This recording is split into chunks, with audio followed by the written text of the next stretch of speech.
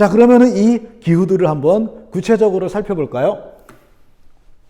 자, 이게 바로 보고 스스로 알아내야겠죠? 답을 얘기하면 안 돼. 자, 기후 그래프 두 개를 보여드립니다. 이 기후 그래프를 보니까 일단 이 꺾은 선 그래프가 둘 다 이렇게 위아래가 있게 이렇게 움직이고 있어요. 그러니까 이거는 계절 변화가 있는 기후죠. 즉 여름이 있고 겨울이 있어요. 여름에는 얼마나 올라가나 보니까 얘는 여름에 평균 기온이 한 25, 6도, 25도는 안 되겠다. 한 23, 4도. 그래서 제법 여름 같은 여름이네요. 좀 더워요. 그죠? 그 다음에 얘는 그 한여름에 평균이 한 20도, 20도니까 아침에는 20도가 안 될 수도 있겠네요. 그리고 낮에도 뭐 30도는 될 것 같진 않아요. 그래서 반팔을 입고 다닐 수는 있지만 그렇다고 아주 아주 덥거나 그러진 않는 그런 정도 여름이에요. 그 다음에 이제 겨울을 보니까 둘 다 겨울에 얘는 조금 이렇게 겨울이 좀 세네요. 그죠? 그래가지고 겨울에 0도 조금 위 정도지만 둘 다 이 겨울이라고 해도 영하 밑으로 한참 내려가거나 해가지고 굉장히 춥거나 그러지는 않아요. 덥고 아주 덥지도 않고 아주 춥지도 않은 기온의 변화를 보이기 때문에 바로 이런 기후를 온대기후라고 얘기하는 거예요. 온대기후라고 얘기하고요. 자, 근데 이 두 지역은 뭘로 구별이 되느냐 보면은 강수량이 좀 다르죠. 그래서 온대기후 지역 중에서도 1년 내내 이 강수량 막대기가 별로 키 차이가 별로 없는 골고루 있는 요런 기후를 해양성 기후라고 불러요. 온대 해양성 기후. 주로 유럽에 있는 많은 나라들이 요런 기후를 보여줘요. 요 기후 그래프는 영국의 수도 런던 그래프예요. 그 다음에 요 경우에는 또 같은 온대 기후인데 강수량이 적은 계절이 있고 많은 계절이 이렇게 있죠.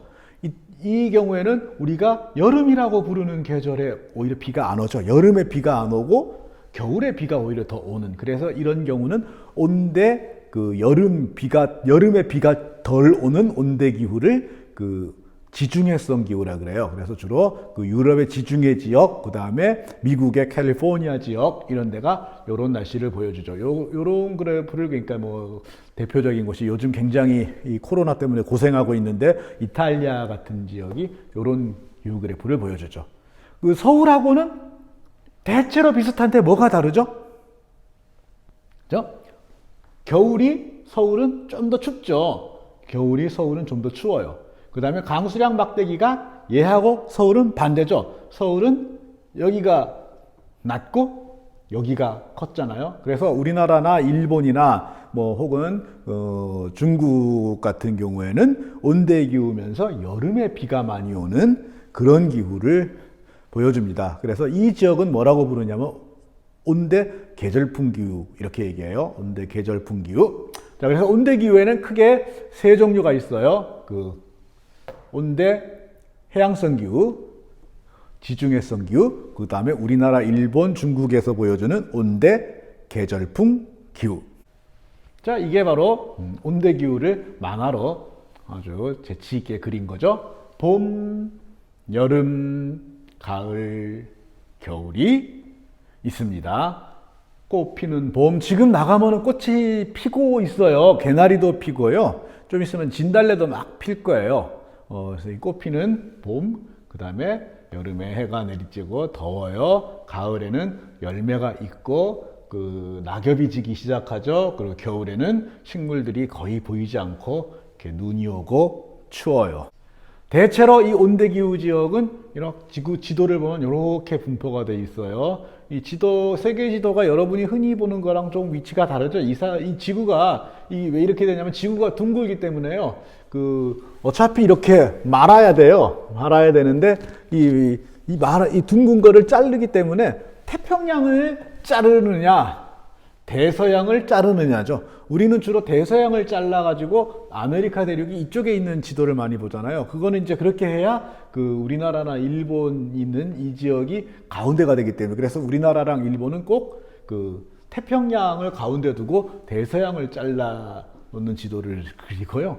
이 경우에는 유럽 애들은 꼭 이렇게 자기네를 가운데 놓기 때문에 유럽을 대서양을 그냥 두고 이렇게 태평양을 자르는 지도를 그리더라고요. 근데 이런 지도 자료를 가져오다 보면은 저작권이나 이런 것 때문에요. 위키백과 걸 많이 가져오는데 그 위키가 아무래도 그 유럽이나 미국 애들이 많이 만들어서 좀 자기네 위주로 만들어요. 이런 건 이제 시험에 안 나오는 얘기지만 그냥 상식. 자, 어쨌든 이 온대기후 지역 보통 그 우리나라, 일본, 뭐 중국, 뭐 이런 지역, 그리고 그 대부분의 유럽 지역, 그 다음에 미국의 동부와 서부 지역, 그리고 아프리카라고 해가지고 온대기후 없는 거 아니에요. 아프리카도 온대기후 지역이 이렇게 있어요. 그 다음에 오스트레일리아, 뉴질랜드 이런 정도가 이제 온대기후 지역을 보여줍니다. 자, 그럼 이제 온대가 나왔으니까 이번에는 열대. 뜨겁고 비가 많이 올 것 같은 열대. 그런데 이 열대도 또 종류가 있어요. 왜 아까 그 기후를 정하는 요소는 두 개가 있다 그랬잖아요. 그 하나는 그 온도라 그랬고 또 하나는 뭐라 그랬죠? 강수량이라 그랬죠. 그래서 그 열대 기후도 온도는 다 열대라도 강수량에 따라 좀 종류가 달라요. 자, 어쨌든 열대 기후가 많이 분포한 지역은 적도를 중심으로 하는 지역, 열대 기후가 많이 분포되어 있는데 두 종류의 열대 기후가 있는 거예요.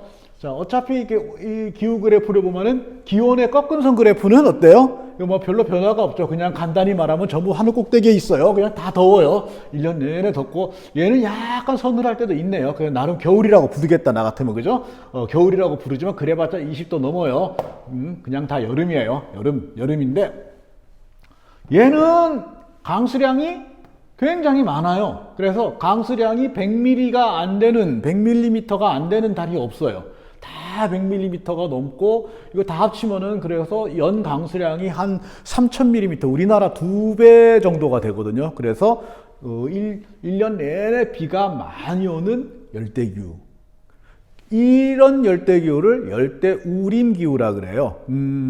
한자를 가지고 여러분에게는 조금 생소할 텐데요. 열대기후면서 비우자 수풀림자. 그래서 열대기후면서 비가 많이 와서 숲이 많이 우거지는 기후, 그런 뜻이에요. 반면에 요 밑에 있는 요 지역은 계속 이렇게 기온이 계속 높긴 하지만은 비가 올 때는 오고 안 올 때는 안 와요. 그래서 비가 올 때와 안 올 때, 이거에서 우기와 건기, 열대기후면서 우기와 건기의 구별이 있는 그런 기후를 열대 사바나 기후라고 얘기합니다. 자, 그래서 열대 우림기후, 열대 사바나 기후예요. 그래서 이 지도에서 이렇게 녹색으로 칠해져 있는 부분들은 열대 우림 기후예요. 왜 녹색인지는 금방 짐작할 수 있죠? 막 숲이 우거졌으니까. 그리고 이렇게 노랗게 이렇게 표시되어 있는 이 부분들이 이제 열대 사바나 기후 지역을 보여주는 겁니다. 이 열대 우림 기후와 열대 사바나 기후의 풍경을 한번 알아볼까요? 자, 이게 이제 열대 우림 지역에 가면 이런 풍경을 보는 거예요. 그 숲에 들어가면 이제 컴컴해요. 그래서 여러분들 아마 그 시커먼 그 표범 본 적 있죠? 흑표범. 걔는 왜 이렇게 시커멀까요? 네. 이 나무가 많이 우거진 속에 들어가면은 햇빛이 잘 들어오지 않아가지고 껌껌하기 때문에 표범이 이렇게 시커먼 표범이 이 숲 속에서 이렇게 움직이고 다니면은 잘 보이지가 않죠. 그래서 이제 먹잇감이 되는, 무서운 얘기지만요. 사람도 표범에게 먹잇감이죠. 이 표범이요. 이렇게 무는 힘이 엄청나가지고요. 이게 딱 물면은 사람 두개골을 한 번에 뚫어버린대요. 사자보다 훨씬 무서운 게 표범이에요. 그래서 하는 순간 그냥 이미 즉사 하는 거죠. 표범이 이렇게 숨어 다니는 그런 열대우림이고요. 자, 이거는 이제 동물의 왕국 같은 데서 많이 봤죠. 맞아요. 그 동물의 왕국이라고 불리는 곳이 이제 케냐, 탄자니아 그런 지역인데 거기가 바로 사바나 지역이거든요. 비가 1년 내내 오는 게 아니라 올 때는 오고 안 올 때는 안 오고 막 이러기 때문에 나무가 많이 우거지지 못하고 그래서 이렇게 초원하고 작은 나무들로 이루어져 있어요. 그래서 그 열대우림 지역, 이렇게 우거진 숲, 이거를 바로 영어로 정글이라고 하는 거죠. 정글이 있는 열대우림, 그 다음에 열대 사바나예요. 자, 그러면 이제 사회 시간이니까요. 이런 기후에서 사람들은 어떻게 살아갈지를 우리 한번 생각해 봅시다. 가장 기본적으로 이제 어떻게 입고, 어떻게 먹고, 어떻게 집을 짓고 살까? 자, 이 기온으로 볼 때 이 두 지역은 옷은 참 스트레스를 안 받을 것 같아요. 그죠? 그 옷은 별로 이렇게 중요하지 않을 것 같아요. 그래서, 유럽 문명이 이제 그 서양 문명이 전해지기 전에는 이제 대체로 이런 지역 사람들의 옷은, 그쵸? 네, 이 옷은 대체로, 예, 그랬어요. 그래서 아까 앞에 열대 우림기후 지역에 있는 도시 중에 굉장히 현대적이고 잘 사는 도시가 이제 대표적으로 싱가포르 같은 데가 있는데, 싱가포르에서 패션 사업을 하는 사람들이 잘 취급하지 않는 아이템이 양말이나 스타킹 같은 거래요. 왜 그런지는 금방 짐작할 수 있겠죠? 네. 1년 내내 30도를 넘는 날씨가 계속 되고 1년 내내 비가 많이 오기 때문에 그 지역에서는 이제 가장 흔하게 신을 수 있는 신발은 이제 조리 같은 거죠. 조리 같은 신고 다니기 때문에 양말은 이렇게 피트니스 같은 데 갈 때나 이렇게 신는다 그러더라고요. 그래서 그런 식으로 이제 옷 종류, 그다음에 이제 먹는 거. 자, 먹는 거도 이제 이런 데서는 옛날부터 열매가 굉장히 풍부하기 때문에, 그다음에 농사를 지어도 굉장히 놀라운 일을 보여주는데, 그냥 문자 그대로 씨를 뿌리면 알아서 자라요. 그래서 제가 이 지역에 갔다가 굉장히 인도네시아였던가 그래서 굉장히 놀란 게, 여기서는 이제 추수를 하고 있는데요. 여기서는 추수를 하고 있는데 바로 옆에 논에서는 그냥 모를 심어요. 우리는 여름에 한창 자라고 가을에 벼를 걷어들이고 그리고 나면 내년 봄에 다시 씨를 뿌리고 그러는데, 얘는 1년 내내 여름이기 때문에 그런 거 없어요. 그래서 옆에서 막 벼를 베고 바로 옆에서는 모를 심고 바로 옆에서는 막 씨를 뿌리고 다 동시에 다 해요. 그래서 1년에 벼를 한 3번씩 수확하기도 하고 그래서 농작물은 굉장히 많이 나는 그런 지역이죠. 반면에 여기는 이제 우기와 건기가 구별이 있기 때문에 이런 지역만큼 이제 먹는 것들이 쉽게 나지는 않아요. 그래서 얘네는 곡식보다는 주로 이렇게 무슨 얌이라든지 그런 우리나라 고구마 비슷한 거예요. 그런 것들 많이 재배해서 먹더라고요. 그렇지만 어쨌든 이 두 지역 다 먹는 걱정은 별로 안 하는 지역이에요.